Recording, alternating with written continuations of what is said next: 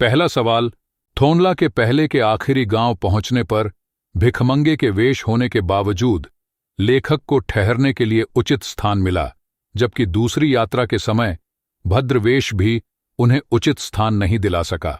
क्यों? दूसरा सवाल, उस समय के तिब्बत में हथियार का कानून न रहने के कारण यात्रियों को किस प्रकार का भय बना रहता था? इसी तरह के प्रश्नों के उत्तर जानने के लिए आई बटन पे क्लिक करें या फिर ये वीडियो के डिस्क्रिप्शन में सभी प्रश्न के उत्तर के लिंक मिल जाएंगे, जिससे परीक्षा में आपको मदद मिलेगी। वणक्कम, प्रणाम, आदाब, जय श्री कृष्ण, राधे राधे। आप सभी का लर्नाक्युलस क्लासेस में स्वागत है। आज हम लोग ल्हासा की ओर सुनने जा रहे हैं, जो कि एक यात्रा वृत्तांत है।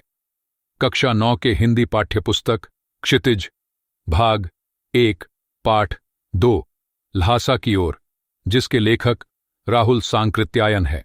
राहुल सांकृत्यायन का जन्म सन 1893 में उनके ननिहाल गांव दाहा, जिला आजमगढ़, उत्तर प्रदेश में हुआ।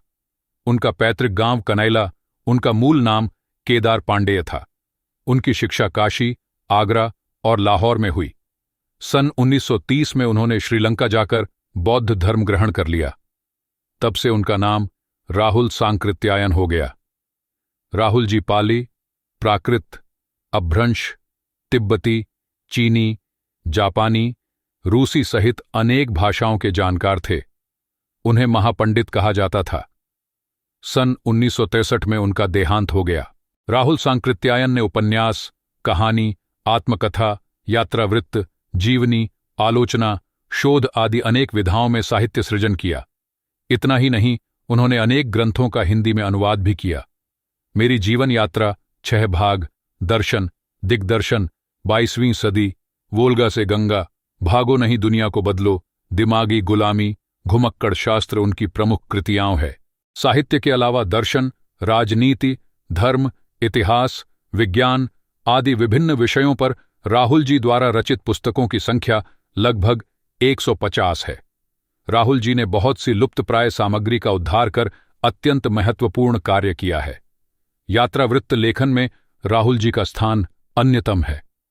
उन्होंने घुमक्कड़ी का शास्त्र रचा और उससे होने वाले लाभों का विस्तार से वर्णन करते हुए मंजिल के स्थान पर यात्रा को ही घुमक्कड़ का उद्देश्य बताया। घुमक्कड़ी से मनोरंजन, ज्ञानवर्धन एवं अज्ञात स्थलों की जानकारी के साथ साथ भाषा एवं संस्कृति का भी आदान प्रदान होता है।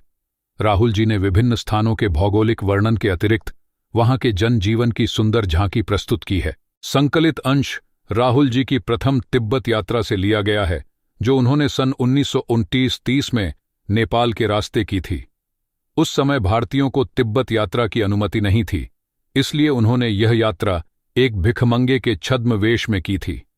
इसमें की राजधानी ल्हासा की ओर जाने वाले दुर्गम रास्तों का वर्णन उन्होंने बहुत ही शैली में किया है।